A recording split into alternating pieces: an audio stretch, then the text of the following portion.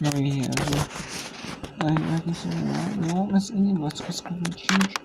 We have here Oregon State down 6. So Portland after a slow first quarter was 3-0. Now it is 11-5. So in the last 3 minutes it's been 8-5. Portland trying to go for 30 wins in the season. Oregon State would be 19-15. Portland might be a bid stealer if they lose in this final. But in Portland, if they don't make it, they'll almost be automatic WBIT team if they're not a team that steals an NCAA tournament bid if they lose. But, I mean, they have a good shot to be at a good seed. They got 11 seed, 12 seed maybe, or a team that upsets. So a team that upsets. If you're Iona, you definitely. It would not have helped if they were to get that 5-second violation. It's just time in sport right now. You're up 2 points. You don't need a quick basket. You want to use the clock to your advantage and put St. Peter's in a situation where they have no choice but to foul you. 2-point Gales lead.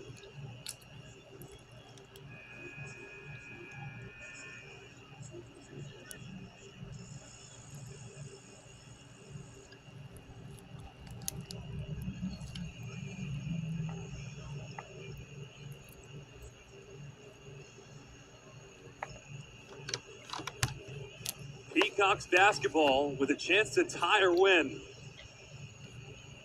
After all the timeout confusion. Yeah. The 5-second call. Here's Grant to throw in. Alana with 7. Rippey with 3. Rippey drives for the tie. Can't roll it in, but heads to the free throw line with 0.7 to go. Great job by Rippey. She hesitated a little bit on that first look right here. Watch when she pump fakes a little bit, was thinking about the shot, but then decides to attack Zoe Ward at her hip, and just a good job by staying strong. And again, after that whole 5-second confusion, the timeout put St. Peter's in a situation now where they had a chance to score. And what better way to tie the game right now with these 2 free shots? Rippey's a 53% foul shooter. 1 of 4 at the line today. Needs 2 to tie the game. Missed the first and now can only make it a 1-point game. Boxing out will be key for the Gales right now. You can't allow them to get an offensive rebound. So this is definitely a misintentionally scenario for Rippey. Rippey missed it. Jenna the rebound. No foul. Missed it. And the Iona Gales survive. Iona and Quinnipiac in the quarterfinals tomorrow. Credit to Iona for staying patient and the Iona Gales defeat the St. Peter's Peacocks 42-40 here in that one. Now we have Nichols and Penny and Steve Austin here. And we have UTEP and Kennesaw. Then we'll be also bringing in, when there's 2 games in at a time, we won't be bringing in. Only showing, yawning. And there will be a break for about a half-hour one.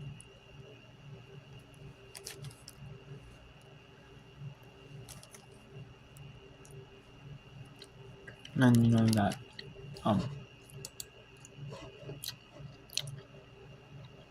Northern Montana, Northern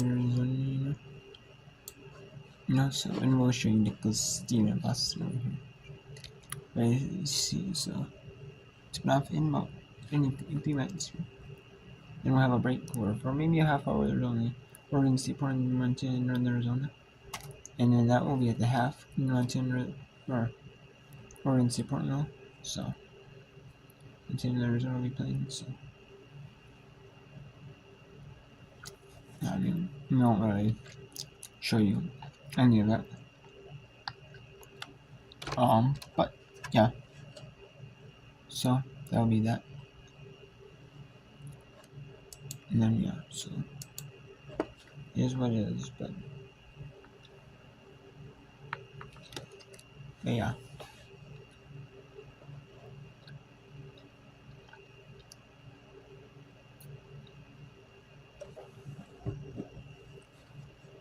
It is what it is. I mean, so I guess I don't know.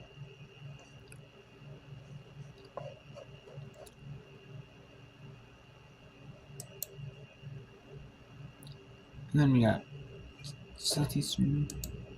We got Anchor Award advancing to Lake Charles and Legacy Center to play Southeastern Indiana in the semis. 11-3 Eastern. Prairie plays 6 at 11 Eastern. Manhattan plays Fairfield in a 9 matchup. Winner plays Fairfield and Manhattan won that. It's in Eastern. Some Houston advances to play Liberty at 12:30 p.m. Eastern. In Huntsville now. Now it's in Huntsville now. It's not Frisco, Texas. With the 2 courts, they would do the 2 courts up, but it's not needed anymore. There's your 2 women's quarterfinals and 2 men's quarterfinals. And then the winner of the Nicholas Stephen Foster team plays Lamar. And then the Alna goes to face his Quinnipiac at 2:30 Eastern. And then it is not Utah State, it is Utah Tech. They advance to play Grand Canyon. There's a mistype right here. At 3 p.m. Eastern, noon Pacific. And then the winner of Utah Kansas State plays Middle Tennessee at 3 Eastern. And then the winner of the second semifinal is Montana State in the Big Sky Championship game at 5 Eastern ESPN. 5 Eastern, 3 p.m. Mountain.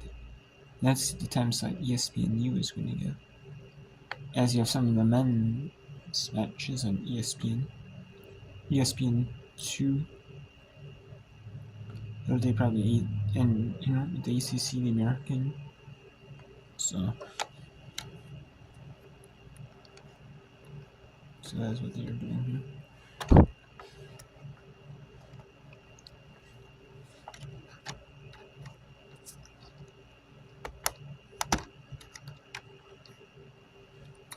So then you got the Big 12 men on. So they're going to show. So that's why they had that time. So then I see right now that relationship. Find out 7 Eastern is pending tomorrow. Don't know how much I can show you, but I'll try to show you as much as I can. And now we'll go back to Oregon State. Like I said, we're actually both game as much of the West Coast Conference Championship as I can. Why? It is because it is an automatic bid lead. 1 bid lead. But if Portland loses, we're getting almost 30 wins. They have to be in contention, right? In that dominant, you have to be right. Sometimes West Coast Conference is a 2-bid lead. Shear onto the floor for the Pilots. Sit for just a bit. Schimmel with the jab step, and there's the cutting Marat. Catch and shoot. Not there. Here's Shear. She wants to push. The trailer Burnham. Ooh, Fajeda with the block from the weak side. Here comes Bolden. Yeah, we talked about Oregon State needs her energy, and you saw some of it there. Help defense. Dump inside to Heidi. Perfect is right. Penetration from Bolden. Just get it out there and let Heidi just touch it and use the backboard. You bet. Sucked in the double team. Smartly delivers the goods. Fajeda again at the rim. Denial. How active and impactful is Kat Fajeda. Here she is. Guarding that three-point line now after she's made a couple in this tournament. Look how far out they're trying to push Heidi. Bolden 3. Splashes it home. Well, we heard the whistle. Let's see if, okay. Which gives Oregon State its first lead of the game. And Bolden knocks down the three. A 32% three-point shooter, and Heidi's going to get tagged with that one. Reese will come in, Heidi will leave. Very impactful minutes from Sela Heidi. Well, she's got 2 fouls now, but you're right. What a story she is in. All those years at Cal, all those injuries, 8 surgeries. Finding a home where her mother played standout basketball at Oregon State. Burnham. They are really trying to go at Schimmel, and Schimmel's not fouling, standing her ground, say, try to score over me. The freshman, former walk-on Schimmel has been a heck of a story for Oregon State and playing a tough team. Reese had a notion, ball on the deck. And we have now Nichols. They're going to fall to Stephen F. Austin. 77-65 lead with 11.4 seconds to go. And then we also have the Conference USA Championship first round match. This Kelly Dale and Joe Ferry. Kelly Dale did the SoCon quarterfinals and semifinals. As there's only 8 teams in the SoCon women's. In the men's, there's 10 because that's in rarity. That Division I schools don't have, women's basketball. The VMI, the military institution, two military schools that sit on VMI do not, which is really strange. And the VMI does not have men's volleyball either, which even a lot of schools don't have men's volleyball, but even just not even have a women's program. It's really strange. You don't have a lot of women's ton of programs. You just have like a few of each, program. A few. That's really it.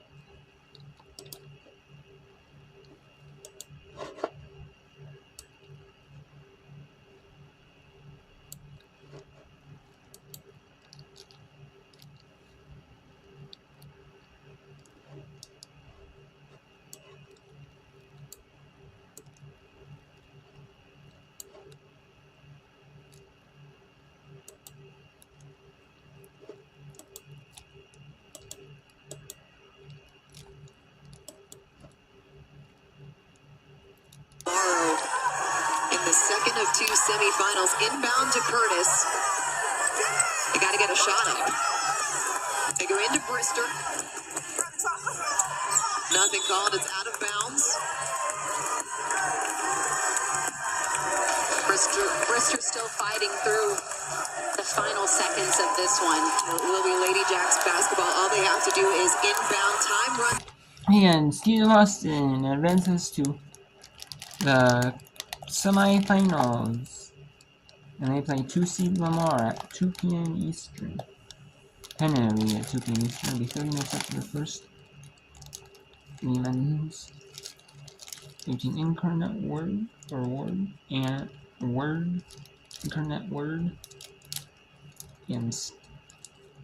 Southeastern Louisiana, and then Stephen F. Austin will play Lamar.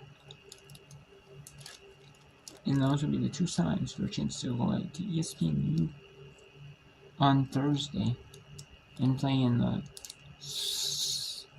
the Southland Conference Championship game.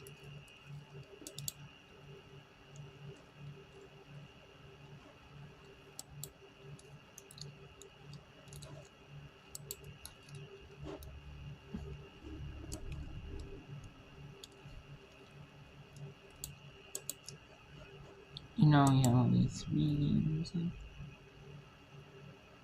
and we only have one on now. It is Montana and Northern Arizona here. Montana is the 6th seed there. 13-17, 8-10 in conference. Northern Arizona 26-6, 16-2. Northern Arizona's only 2 losses came to Montana State. In conference. Montana, and it could be a top 2 seeds matching up. in conference play. It's just so pretty and difficult. She has defenders hanging on her. Just such a strong presence with her ability to rebound hard but go up and finish soft.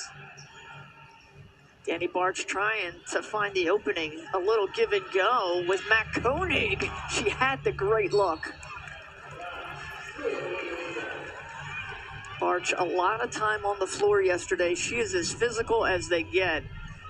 Montana's 4 of their 5 starters played over 30 minutes.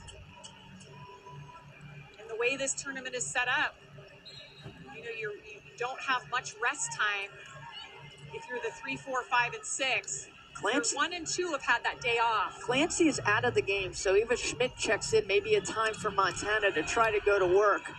MJ Bruno can't get it to go. Nia Moran, a force to be reckoned with Neverson. Offensive foul. The Lady Grizz playing some fantastic defense out of the gate.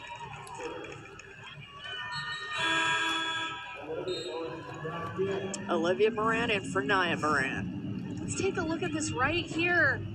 Just fantastic defense by Danny Barch. Just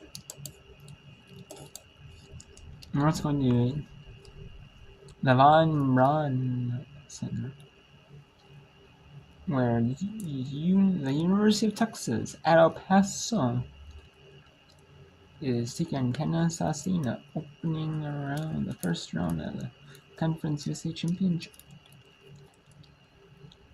at Probst Arena in Lavon Bronson. Prentice Harden, as little as she got to see the basket in the first half, 9 points in the second, 10 rebounds.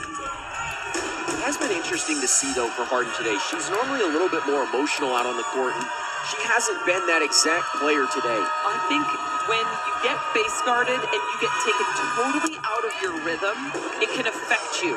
And that's why I was happy to see her come out in the second half and actually try to get the ball, insert herself more into the offense. But I think as this game continues to go on, if she can get a few more buckets, I think we'll see some of that passion and emotion that we're used to seeing.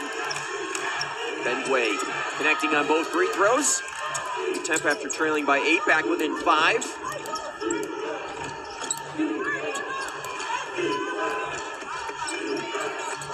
This last minute and a half of this third quarter absolutely critical for UTEP. Fields is open. Short on the 3. Long rebound, though, to Hooks. Those are backbreakers. Yeah, it really is for UTEP because you need possessions right now. And they have, Kennesaw State has just done a great job on the offensive glass. 8 offensive rebounds turning into 12 second chance points. Would have been 15 if that had fallen. UTEP trailed by 8 just a few moments ago. They can make this a 2-point game with a 3. Into Zakovic, it's ripped away. Yeah, Play there by Kaylin Fields. That's a soft pass, and you got to know that as a post player. Deliver that pass with power to your player on the low block. Side to side, Kennesaw State works. And a foul there as Harden was trying to get around Delma Zeta. That'll be the first personal on Zeta.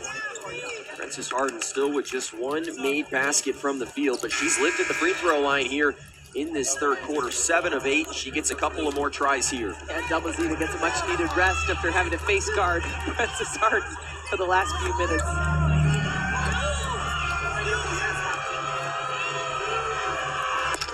Harden connects on the first. She came into today top 5 in 9 different statistical categories in this conference. Teams were to the conference were eligible for Newcomer of the Year. She probably would have been the runaway. Yeah, she would have been.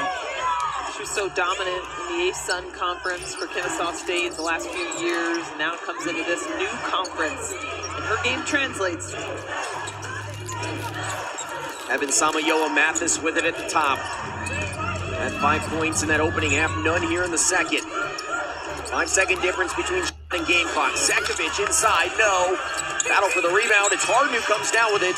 And now Kennesaw State looks for a final shot here in the third. Willis, Fields at the buzzer. And that is it. So Utah is down 6 to Kennesaw State Sun. Angela Rain 54-48.